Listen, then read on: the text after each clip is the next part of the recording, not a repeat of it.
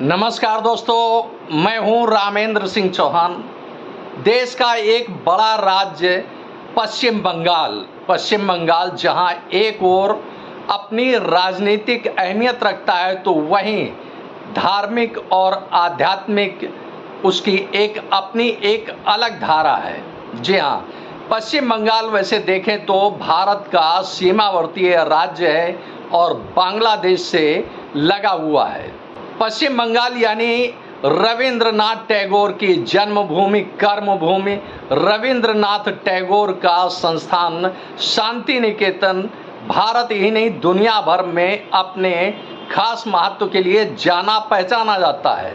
तो वहीं पश्चिम बंगाल कभी दुर्गा पूजा के लिए भारत ही नहीं दुनिया भर में जाना पहचाना जाता था, लेकिन अब पश्चिम बंगाल दुर्गा पूजा के लिए नहीं बल्कि मुहर्रम के लिए जाना और पहचाना जाता है।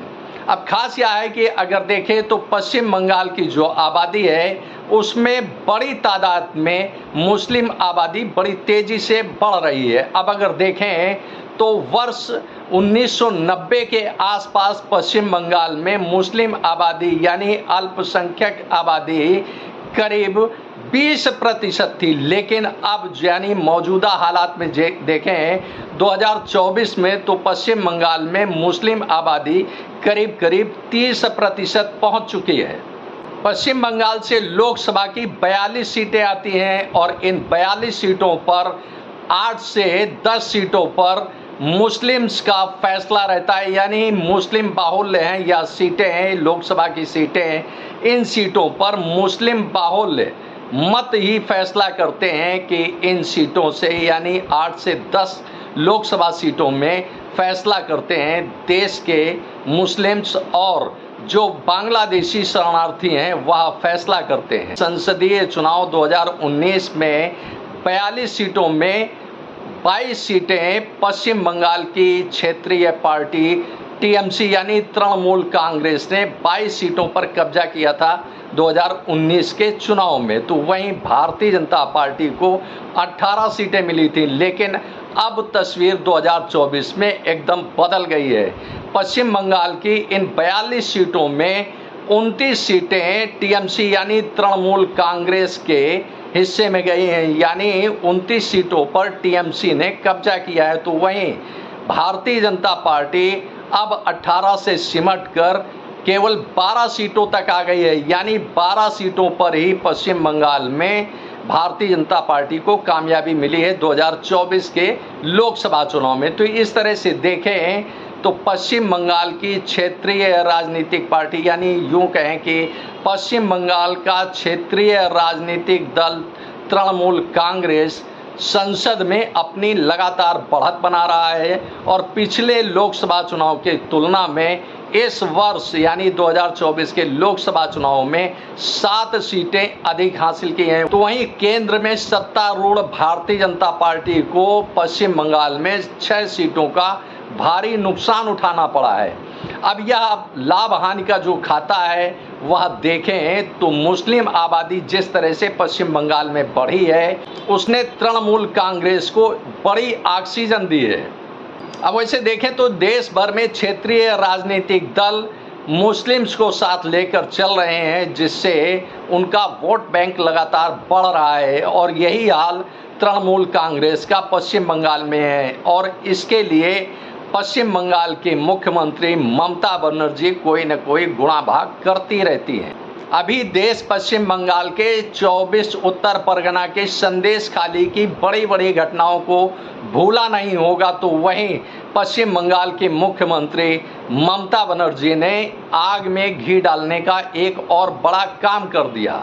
यह काम है कि बांग्लादेश के जो शरणार्थी हैं उनको अगर वह भारत में शरण लेने आते हैं तो ममता बनर्जी का कहना है कि ऐसे शरणार्थी जो भारत में शरण पाना चाहते हैं और बांग्लादेश से आते हैं तो पश्चिम बंगाल सरकार उनका स्वागत करेगी। इसकी आड़ में पश्चिम बंगाल की मुख्यमंत्री ममता बनर्जी ने संयुक्त राष्ट्र का एक हवाला दिया है, लेकिन शायद ममता बनर्जी को यह नहीं मालूम है या उनके संज्ञान में नहीं है कि पश्चिम बंगाल में शरणार्थियों को आश्रय देना राज्य सरकार का उत्तरदायित्व तो नहीं है, क्योंकि यह मामला, यह प्रकरण केंद्र सरकार का है। अब ममता बनर्जी ने जो उदाहरण दिया है, जो एक ढाल बनाई है संयुक्त राष्ट्र के एक समझौते की, तो खास यह है कि यह समझौता, संयुक्त राष्ट्र का जो समझौता हुआ था वह यूरोपीय देशों के बीच में हुआ था। इसमें भारत ना तो हिस्सेदार है इस समझौते में, ना भारत ने इस समझौते पर कोई हस्ताक्षर किए हैं। ऐसे में भारत के लिए यह बाध्यता नहीं है। संयुक्त राष्ट्र नहीं कह सकता है कि भारत बांग्लादेश से आए बांग्लादेशियों को शरण दे, भारत ऐसी कोई बाध्यता नहीं दिखती है। तो अब इस तरह से देख सकते हैं, समझ सकते हैं कि जो भूमि कभी रविंद्रनाथ टैगोर की जन्मभूमि और कर्मभूमि रही है, उसकी दशा और दिशा आज किस ओर जा रही है। जो पश्चिम बंगाल कभी दुर्गा पूजा के लिए जाना जाता था, अब वह पश्चिम बंगाल मुहर्रम व बकरीद ईद के लिए जाना और पहचाना जाता है। तो इस तरह से साफ तौर पर देख सकते हैं, समझ सकते हैं कि आखिर पश्चिम बंगाल, या यूं कहें कि देश की दशा और दिशा क्या है, यह देश का आम आवाम खुद देख सकता है, समझ सकता है और अपने भविष्य को भी देख सकता है। अभी केंद्र सरकार ने कुछ दिन पहले एक बड़ा फैसला लिया था कि चाहे वह पाकिस्तान के हों, बांग्लादेश के हों, अफ़गानिस्तान के हों, इन देशों के हिंदू, पारसी, सिख, ईसाई आदि धर्मों के बौद्ध, इनको भारत में यदि यह 2014 तक आ चुके हैं तो इनको भारत की नागरिकता दी जाएगी।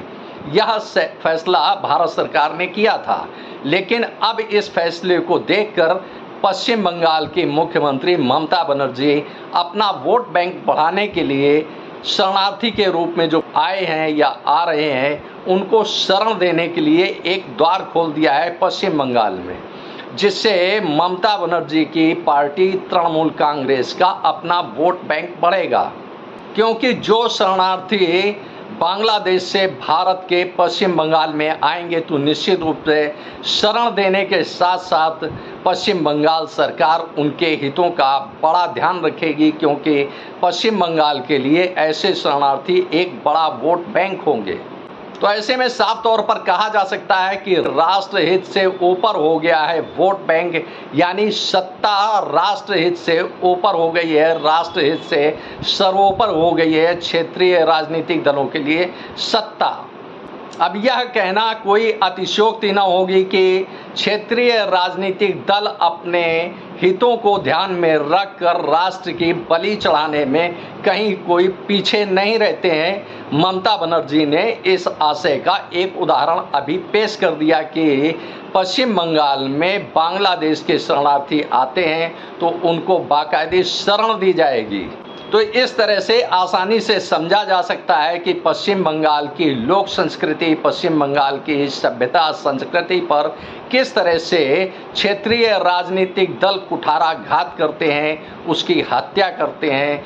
क्योंकि जिस शांति निकेतन के लिए भारत जाना जाता था, उसी शांति निकेतन की धरती पर यानी पश्चिम बंगाल पर अब भारतीय सभ्यता, भारतीय संस्कृति की हत्या होते देख सकेंगे। अब यह बड़ा हास्यास्पद लगता है कि देश का कोई मुख्यमंत्री जिसे कानून की जानकारी न हो, किसी समझौते की जानकारी न हो, संयुक्त राष्ट्र के मामलों की जानकारी न हो, ऐसे में वह बांग्लादेशी शरणार्थियों को भारत में यानी पश्चिम बंगाल में शरण देने का प्रस्ताव पेश कर रहा है, शरण देने का आह्वान कर रहा है, उनका स्वागत करता है। यह एक बड़ी शर्मनाक स्थिति है। आपने इस वीडियो को देखा, आपको यह वीडियो कैसा लगा कमेंट बॉक्स में हमें अवश्य बताएं। वीडियो को शेयर करें। यदि आप हमारे चैनल पर नए हैं तो हमारे चैनल को सब्सक्राइब करें, जिससे हमारे आने वाले वीडियो, आने वाले नोटिफिकेशन आपको मिल सके। दोस्तों, वीडियो को लाइक करना ना भूलें। आप लाइक करते हैं तो हमारा प्रोत्साहन होता है, हमारा मोटिवेशन होता है। आपने वीडियो को देखा, आपका बहुत बहुत धन्यवाद। Thank you. जय हिंद, जय भारत।